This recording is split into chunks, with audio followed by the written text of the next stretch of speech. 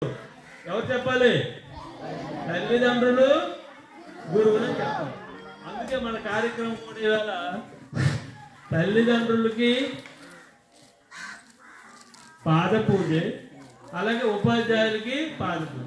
ఎందుకు తల్లిదండ్రులకి ఉపాధ్యాయులు పాద పూజ చేస్తామంటే వాళ్ళు ఎప్పుడు కూడా మన క్షేమాన్ని కోరినటువంటి వాళ్ళు మరొకరు ఎవరు లేరు. ఇప్పుడు చిన్న కథ చెప్తా. పెన్సిల్ రబ్బర్ కథ మీకు తెలుసా? తెలియదు. పెన్సిల్ ఏం చేస్తుంది? రాస్తుంది. రబ్బర్ ఏం చేస్తుంది? దేన్ని జరుపుతుంది?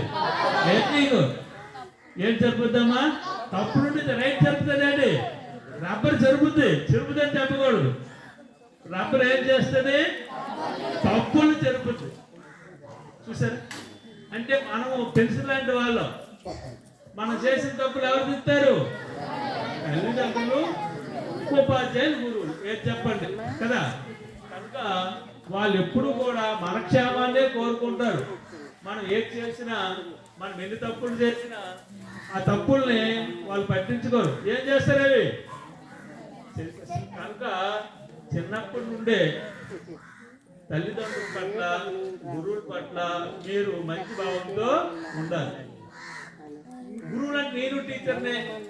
మా పిల్లలు ప్రయోజకులు అయినప్పుడు ఆనందం కంటే మా దగ్గర చదువుకున్న పిల్లలు ఎవడైనా వచ్చి, పాప వచ్చి, మాస్టర్ నేను ప్రయోజనం అయ్యాను, లేదా మంచి వ్యవసాయం చేస్తాను, లేదా మంచి వ్యాపారం చేస్తాను, లేదా ఉద్యోగం చేస్తాను, లేదా రాజకీయం చేస్తాను, ఏదైనా నీ ప్రయోజనమైన చెప్తే మా పిల్లలు ప్రయోజనం పొందిన కంటే ఎక్కువ ఆనందం పొందుతాం. అది కావాలంటే మీ టీచర్ ఎవరికైనా అడగచ్చు.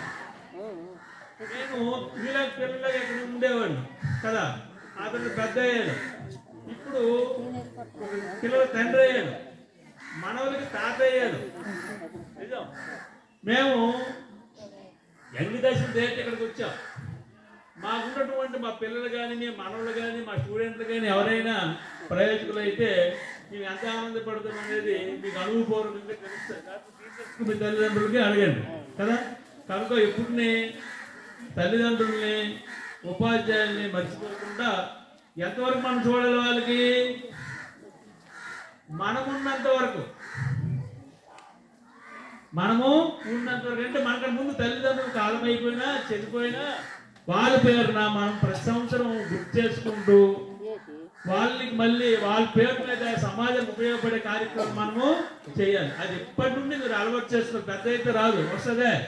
అది మీకు తెలుగు భాష చెప్తారు. మొక్క ఏముంది? చెట్టు ఉంటుందా? ఇప్పుడు చెట్టు మనం వంచగలమా? వంచలేం. కనుక మీరు ఆ విషయం మీరు బాగా గ్రహించి అది తెలుసుకోవాలనే ఉద్దేశం మీదే వచ్చాం. ఇక పరీక్షల గురించి మీకు సార్లు చెప్తూనే ఉన్నారు. పరీక్షలు చాలా ఈజీ.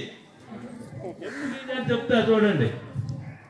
మీకు ఎన్ని మార్కులకి పేపర్ ఇస్తారు? 100గా 100 మార్కులు మీరు రాయాలి. అది ఇచ్చిన వెంటనే ఇస్తారు. ఇస్తే సార్ చెప్పండి. 140 మార్కులకి 140 మార్కులకి ఇస్తారు. ఎన్ని మార్కులకి ఇస్తారు? మనము ఎన్ని మార్కులు రాస్తాము? 100కి రాస్తాం. పాస్ ఎన్ని? 35 మార్కులు. అంటే 35కి 4 గురించి ఎంత వస్తుంది?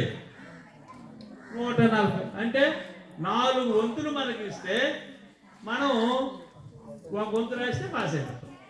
బ్రెంత్గా నీకు ఎటు ఉంటుంది? చెప్పండి. 10th క్లాస్ అంటే పరీక్ష